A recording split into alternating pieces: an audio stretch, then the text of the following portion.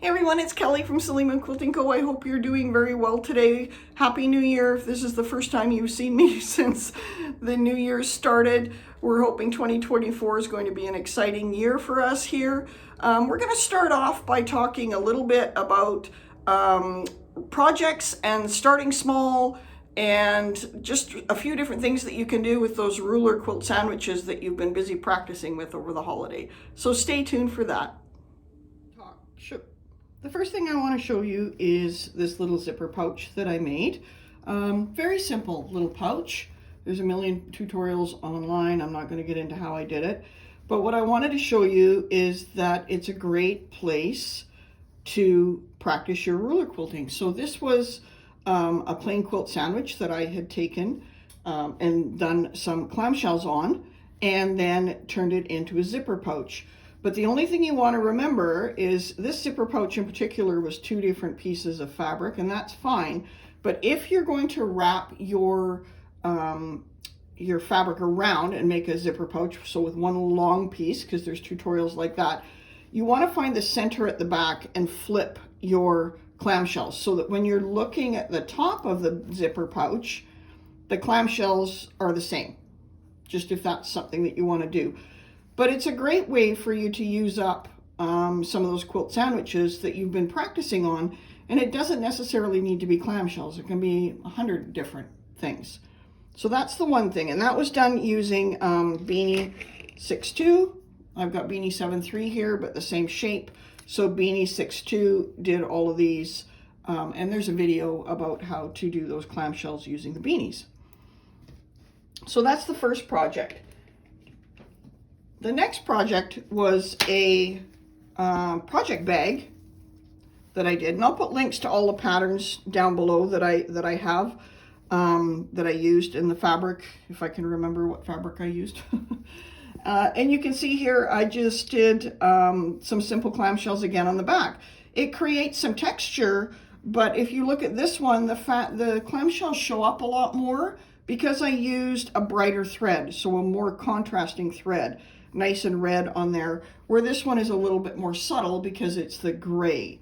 So it's another way for you to practice using different thread, but not ending up with a big quilt that you're maybe not happy with. So a great place for you to practice, again, small projects. Okay, so a little project bag.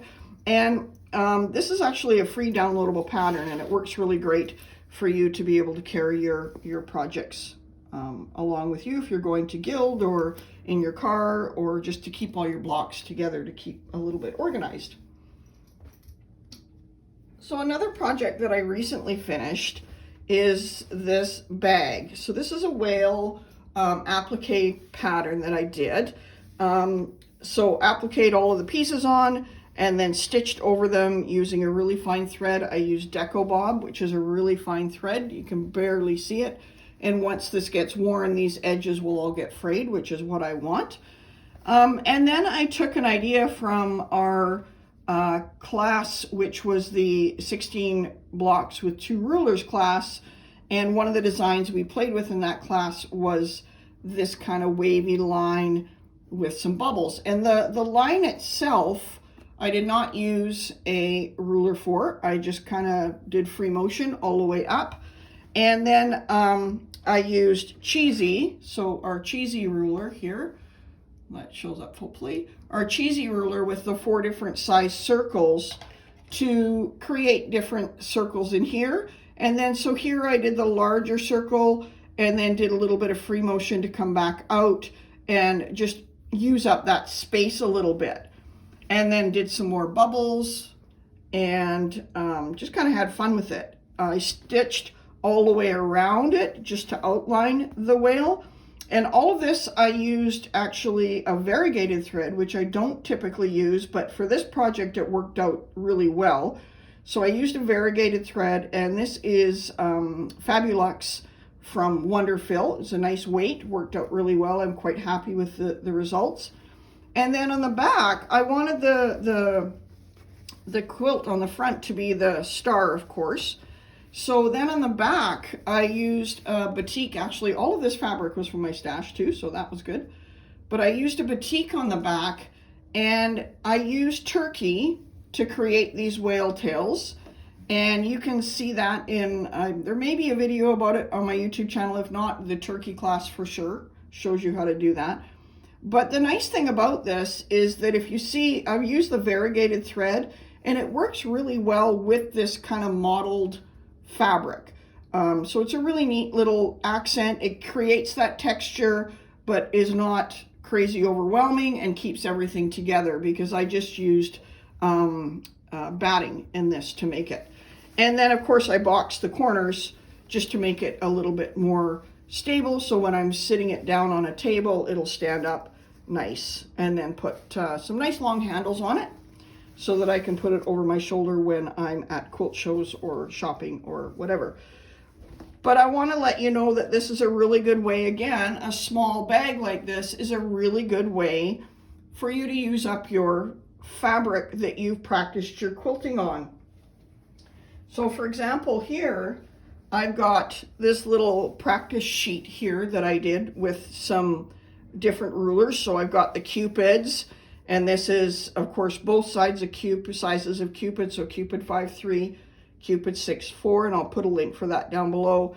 We'll give you all 4 hearts, and then our twinkle set gives you the stars, and this is the smallest, so twinkle C, and then this would be twinkle B, and then my typical little meander. And then we've got our maple leaf in a couple different ways. So we've got our maple leaves where the stems all meet in the center, and then our maple leaves where our points meet, and then a star on the inside using that same twinkle C ruler.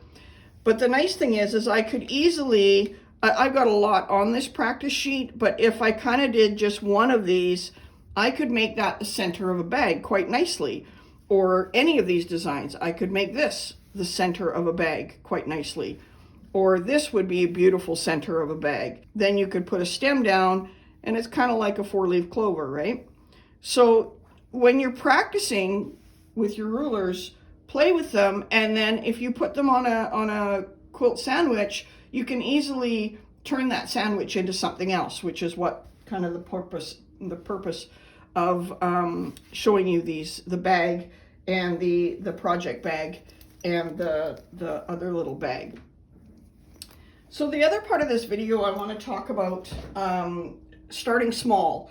And those are some great little projects that you can use up quilt sandwiches that you have already. But it's a really good idea to start with small projects when you're learning ruler work. So if you look at this one, this was our hexie topper from one of our classes. It's a nice size. So if you're just learning to play with rulers, it's a great size for you to be able to work with those rulers and not feel overwhelmed and have to deal with a large quilt, which is why our quilt 16 blocks with 2 rulers was a quilt as you go, and why our current mystery quilt is also a quilt as you go format, so that you're not dealing with such a large thing, and you can master those skills on smaller pieces. And then of course a great example of that is the 2 samples from the beginner classes, the live one and then the on-demand sampler, that you'll learn how to do if you take the on-demand or the live beginner classes using a couple rulers. We use Charming and Edgy 6 for these. But start small and make it a sampler, and keep track of what rulers you used and what you liked and what stitches how your stitches look and what thread you used. Keeping a track of all of that makes it nice for you to be able to go back and repeat that design if you so choose.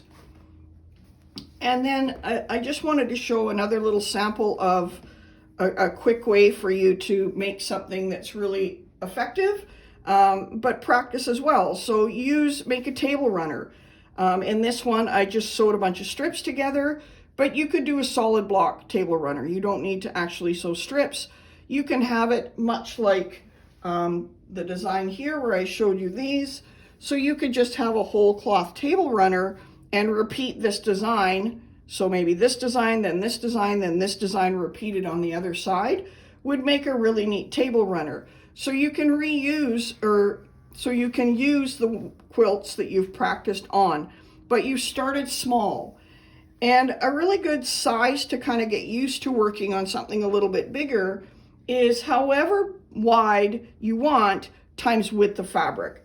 So I typically will go maybe 20 inches across. That's what this is, 20 inches by width of fabric. So that's a nice size piece of fabric for you to practice and play with your rulers without running into too much trouble because you're having a hard time handling it.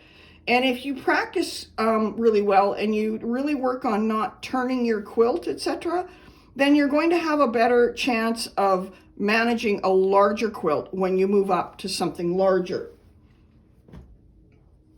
So I'll show you this example, and probably most of you have seen this before. Again, another example of not a huge quilt, right? It's 28 inches by 28 inches roughly. So very manageable, especially on your domestic machine. And it gives you the space to do a lot of ruler quilting and just kind of use your rulers and play and get comfortable with them. And then what we did here is we used our Jones to create these beautiful arcs on here. And then Cheezie, of course, created all these little circles, starting with the really tiny ones all the way to the big. And then when the big ones got too big, I added a little bit of extra free motion on the inside of those just to kind of make them a little bit more interesting and not just look like big circle blobs. And then, of course, because of the amazing design, I'll put the link for this down in the this pattern down in the description below. But you'll see here, this is a beautiful design, so everything was stitched in the ditch using, of course, Edgy 6. And I'm going to show you one more example. So this is a very simple pattern. It's not a difficult pattern to piece. I'll put the link down below. But by adding something, some straight line quilting to echo this, so I've got some straight line quilting along here and kind of echoing the trees, it's simple and it's the same thread. So it's white thread on white fabric, and that makes it so that it's a little bit easier to just kind of blend, but it gives you that texture. And then adding the snowflakes in a brighter fabric or a brighter thread to complement the trees that are on here, it makes it pop a little bit more. So again, a small project that's very doable on your domestic machine. And if you're working on a small project on your long arm, you can just put your backing on and then lay your batting on top, and then your fabric on top of that as well, and work within that. You just want to make sure that you based everything down so that it's staying nice and secure, so you can go ahead and do that. But a really simple way to kind of kick up your quilting a notch. So just to recap, start small, try a couple different little designs, and you can repeat them, or you can make samplers. You can make little bags with your quilt sandwiches that you've created using your ruler work practices, little project bags like this one, and you can also make a lovely bag like this one. I hope that you enjoyed that video and enjoyed the little show and tell type display this time. I wanted to just give you guys some ideas of things that you can do with your quilt sandwiches. I know a lot of you have taken classes or you have rulers and you've been busy playing with them. So these are just a few examples of what you can do with those quilt sandwiches once you've got them made. Or maybe you want to purposely make some quilt sandwiches and make a bag or a pouch or a table runner, etc. They're a great place for you to work on your ruler work.